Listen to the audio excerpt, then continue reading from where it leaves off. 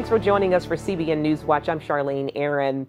The investigation into Russia's interference in last year's election has entered a new stage. Special counsel Robert Mueller has reportedly impaneled a grand jury for his probe. Gary Lane has details.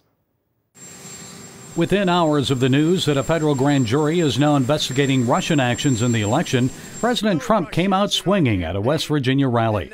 He lambasted the special counsel for hiring some lawyers who have supported Hillary Clinton, and the Democrats were ties to special interests. Once again, he blamed them for advancing a false narrative about his ties to Russia. The reason why Democrats only talk about the totally made-up Russia story is because they have no message, no agenda, and no vision. The president listed his accomplishments in just a short 7 months in office. Accomplishments he suggests his opponents don't want you to know, like a record-high stock market, reforms at the Veterans Administration, thousands of manufacturing jobs coming back to America, and executive orders allowing the Keystone and Dakota Access pipelines. The Russia story is a total fabrication. It's just an excuse for the greatest loss in the history of American politics. That's all it is. Grand juries are commonly used to subpoena records and witnesses, but they don't necessarily mean any criminal charges will be sought. But the grand jury news, first reported by the Wall Street Journal, suggests Mueller may be expanding his investigation into following the money, possible Trump campaign and business transactions with Russians. Not only can a federal grand jury force a president to testify, as in the case of Bill Clinton, it can also subpoena documents like tax returns and bank records.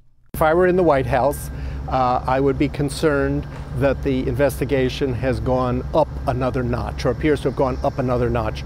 In short order, probably people who are in the administration or former members of the administration or former members of the campaign will be getting subpoenas to testify and to provide documents. But presidential lawyer Jay Sekulow said the president isn't a target of the probe. We have no reason to believe that the president's under investigation here. Despite the federal grand jury investigation, the president and Republicans received some good news Thursday. West Virginia Governor Jim Justice announced he's switching parties from Democrat to Republican. Like it or not like it, but the Democrats walked away from me. Today, I would tell you with lots of prayers and lots of thinking. Today, I'll tell you as West Virginians, I can't help you anymore being a Democrat governor. Justice is a coal magnate. He owns 5 mines and more than 100 companies. As he told CBN's Wendy Griffith, he also is a faithful Christian. I pray many times a day and read the Bible every single night before I go to bed, and I've done it forevermore. When God is in your life, you know, it just empowers you, and you're not afraid, and you feel Him there. And with Justice switching parties, there are now 34 Republican governors and only 15 Democratic governors. And the Republicans now control the governorship and legislatures in 26 states. Democrats only have full control in 6 states. The others are divided. But the news of West Virginia's governor switching parties seemed buried beneath all the Washington frenzy over the impaneling of a federal grand jury. The president would like a quick conclusion to the Russia investigation, but Mueller's latest move suggests it may continue for a very long time. Gary Lane, CBN News. The U.S. is getting closer to defunding the Palestinian Authority over its pay-to-slay program with a bill called the Taylor Force Act. The measure is in response to the brutal murder of American Business School student and combat veteran Taylor Force. He was stabbed to death in March 2016 during a school trip to Israel. The Palestinian man who killed him was praised and financially rewarded by a government largely funded by U.S. taxpayer dollars. Senator Lindsey Graham authored the Taylor Force Act. The Palestinian Authority pays families of like this a lump sum of money and lifetime payments. So if you're a young Palestinian, the best thing maybe you can do for your family in terms of income streams is to be a terrorist. That's sick. Senator Graham is confident the bill will become law. Israel's Prime Minister Benjamin Netanyahu is accused of bribery, fraud, and breach of trust. Israeli police confirmed those allegations when it requested a gag order on its negotiations to recruit Netanyahu's former aide as a witness. The man, Ari Haro, reportedly provided information that indicated criminal connections between himself, the prime minister, and people in the prime minister's circles. Representatives for Netanyahu issued a statement saying the allegations were false. We completely reject the unfounded claims made against the prime minister. The campaign to change the government is underway, but it is destined to fail for a simple reason. There won't be anything because there was nothing. Coming up, it's part gym, part obstacle course, and it's training the next generation of ninja warriors. Find out how these elite athletes are using their platform to spread the gospel. Millions of people tune in every week to watch American Ninja Warrior. The show is now in its 9th season. Competitors face incredible obstacles, hoping to ultimately take home $1 million. As Mark Martin shows us, the program has sparked a new fitness craze across the country. 20 times. All right. And after that, you're going to come into the rope junction. It's not your typical workout. From swinging on ropes and maneuvering through rings to supporting yourself with pegs and walking on softballs. Those training to become ninja warriors face a rigorous road. I think gyms like this, gyms like Iron Sports, training for American Ninja Warrior, getting so popular because it's a different kind of training. It involves a lot of calisthenics, which is just body movement. Daniel Gill is one of the students at Houston's American Ninja Warrior Iron Sports Gym. He and the others tackle obstacle courses developed by gym owner Sam San. San says the intense training works all muscle groups and also develops mental toughness. San also competes on American Ninja Warrior, so he knows what it takes. I myself and my staff actually take the time, build a different obstacle to actually give people different type of training, alternative training versus, the weight room and stuff like that. So it does, I take pride in what we do here as far as, on all the training and all the obstacles that we put. And San has the results to back that up. He says every year more than 20 people from this gym alone make it on the show. That number includes former Olympic gymnast John Horton, who took home a silver medal on the high bar. I think Houston's probably a hotbed simply because we've got the best training facility in the country. Sam San has built just the perfect place to train. Gyms like Iron Sports can be found across the country. It's everybody helping each other versus, in it to win it. And I think that's why, I like to invite friends to this place because I just think it's the people, like the way everybody helps each other and really serves each other that way, encourages each other is what brings me back, what draws me here. Ninja competitor Gianna Manners says it also provides her the opportunity to be a witness for Jesus Christ. I just love the fact that this is totally a podium for just being able to represent the Lord in a Christ-like way and being able to draw people. Fellow competitor Grant Clinton agrees. Being a believer, that's what it's all about. Really, it's not about me being up there and performing well. Of course, I'm a competitor and I like to do well. I want to compete well. But God's glory is first. The training has provided James Wyatt an avenue to share his Christian faith. It's given me an opportunity to start some Bible studies, to really kind of meet people and talk to people about Jesus that I probably would never meet. And so I'm able to take my faith and take how I train people and teach people and kind of integrate the two. All these things that are fun and new and exciting are totally of this world and are fleeting, but if it has a purpose and it has a real foundation and a way to further the kingdom, it's going to succeed. God will make it succeed. And I feel like this culture, these group of people that are just loving on each other, serving each other, I feel like it's something that will really stick around for a really long time. Adults are not the only ones wanting to become ninjas. Kids are also getting involved, taking part through classes and demonstrations like this one. Are you enjoying the show today? Yeah! Daniel Gill says it makes sense that younger generations want to be ninjas. And so it's really fun for both, parents and kids alike, because kids, I mean, for me, I feel like I'm a kid at heart. Just, we love to climb on things. We love the challenge of coming up against something that's, you know, maybe a little bit intimidating, or it's balance, or it's upper body, and learning how to conquer those obstacles. James Wyatt, a trainer at Iron Sports and Ninja competitor, says he and his wife were looking for something to do with their kids, and the gym was a good fit. He believes while the show has helped make these gyms popular, there's more to why people are drawn here. I think they stick around mainly because of the community, right? People are looking for places to belong. They're looking for places to connect.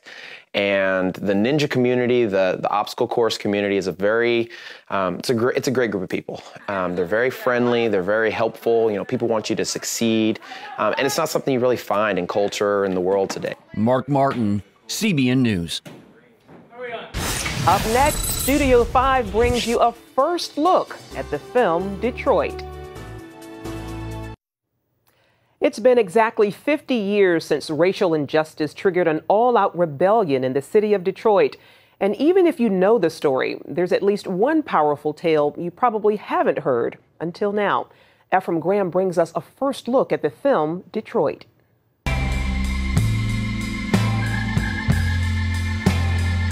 Turn that radio up. What you gonna do? Nice does, man. Thanks. We were performing earlier. Police was there. How intimately did you know the details of this story? I knew about the riots pretty well. I didn't know about the story at the Algiers Hotel.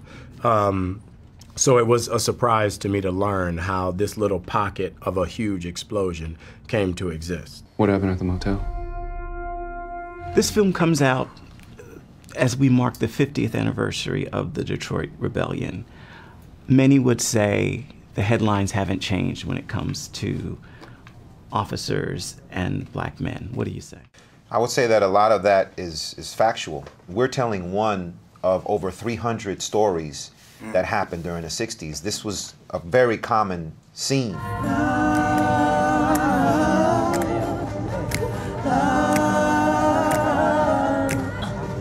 A traveling man once told me that he didn't have a care, that any time he wants to move, and he'd go anywhere. Now you play Larry, who was a part of the dramatics, but walks away from it. Why do you think he did? What was it that made him walk away to turn to the church and singing, and he's still singing there today? We were just talking about this a second ago. When, first of all, Larry was 18 at the time when everything took place, and so having a dream of being a singer and then growing up when Motown is right in the city where you are and you're seeing all these amazing acts come through, you want that, and especially when you have a voice. You want to be able to get up there and sing, and that's all you see, and so that's your purpose behind it.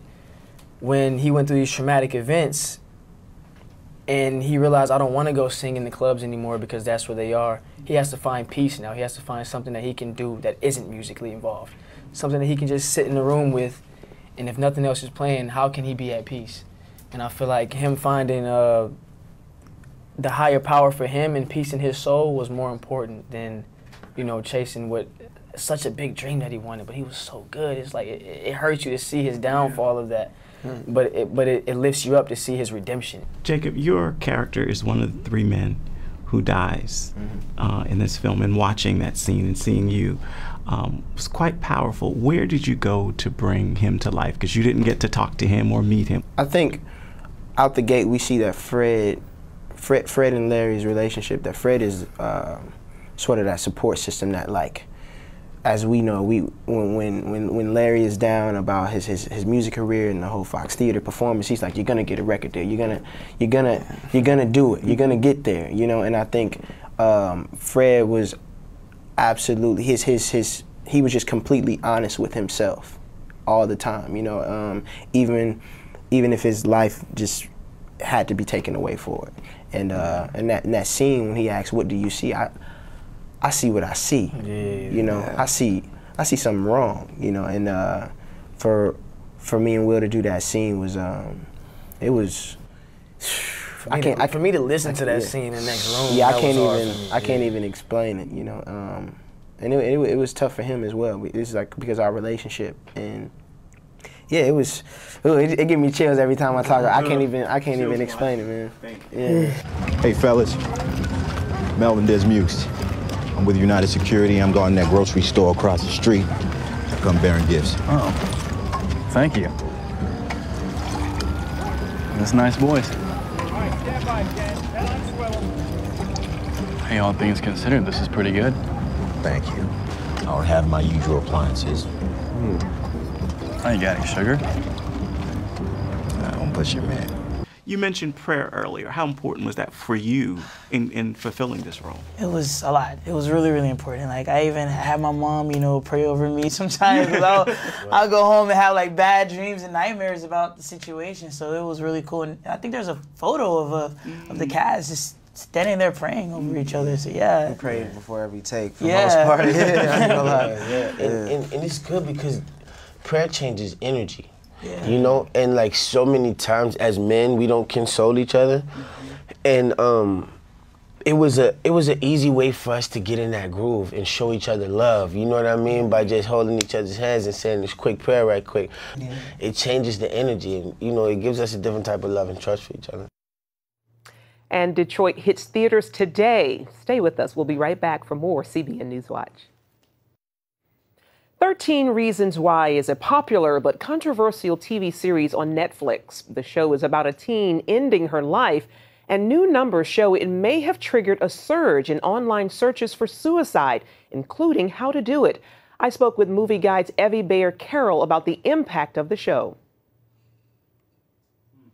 First of all, do you think these findings and this study will encourage Netflix to change its content? Well, we certainly hope so. There's been so many articles on it. If you just Google it, there's tons of stuff. It's the talk of the town, experts all over. You know, we have our own studies on it of how teenagers are really susceptible, specifically in the teenage years. And that's what the show is all about. So we're hoping. In the past, we have gotten other shows to be canceled from huge studios. NBC's, they had a show called The Playboy Club. They had another show called The Good Christian Bees. You know, I can't say the full name on CBN or wouldn't want to, but we've gotten those shows canceled. And the way that you do it, the studios will never want to say they'll cancel it before. The way we do it, though, is our CBN audiences, our Movie Guide audiences, you know, tell your friends, you yourself, don't watch the show, don't promote it in any way. Look at the research on why it's so harmful and just don't watch it. They won't produce this content if people aren't watching it. Well, do you think that there will be a season 2 of 13 Reasons Why? Well, actually, it's already in the works. You know, one of the producers is Selena Gomez. The book series was popular.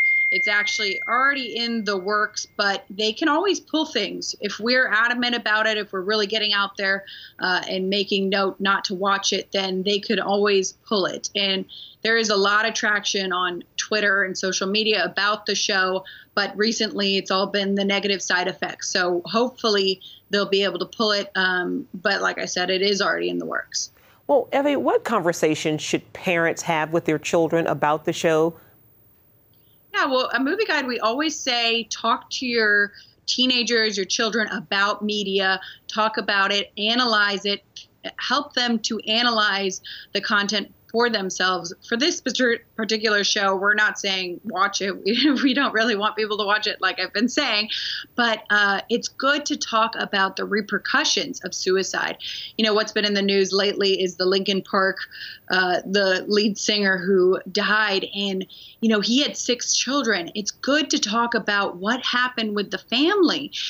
Suicide is very sad to the entire family, and the repercussions are extremely serious. So it's you know, with children or teenagers, you've really got to show them that. You can't just say, oh, don't watch something, oh, don't listen to it, but really tell them why, the reasoning behind why we shouldn't support something. Absolutely. Evie Bayer-Carroll with Movie Guide. Thanks for joining us today.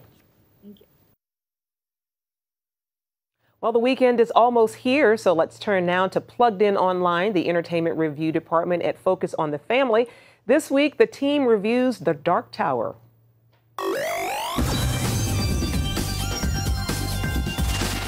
I've been fighting the man in black for centuries. He's like the devil, isn't he? No, he's worse. The movie The Dark Tower is all about a battle between good and evil, and it focuses on a dust-blown magical alternate dimension called Midworld and the column of stone at its center that supernaturally holds out darkness and demonic things. Here, a devilish man in black uses high-tech devices to suck out the energy of gifted children and attack that tower.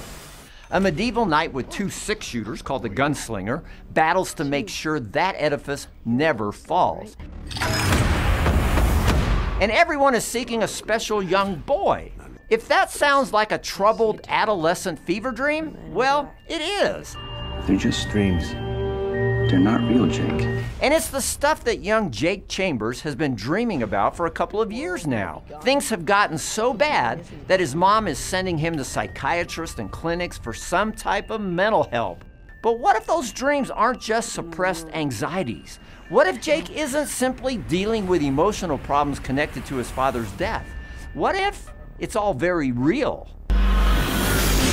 Based on a book series by Stephen King, this mixed genre adventure is chock full of bravery and action, and it speaks of the bonds between fathers and sons. But you're also going to encounter lots of gun-blazing violence, a bit of profanity, and some dark demonic things in the battling. So, I'm giving The Dark Tower 2.5 steely-eyed glints out of 5 for family friendliness. For an in-depth review of this film, or really anything else at your local box office, visit us at pluggedin.com. Plugging you into the movies, I'm Bob Waliszewski for Focus on the Family's Plugged In Movie Review. Well, that's it for now on CBN NewsWatch. We'll join us next time. Have a great weekend, everybody. God bless.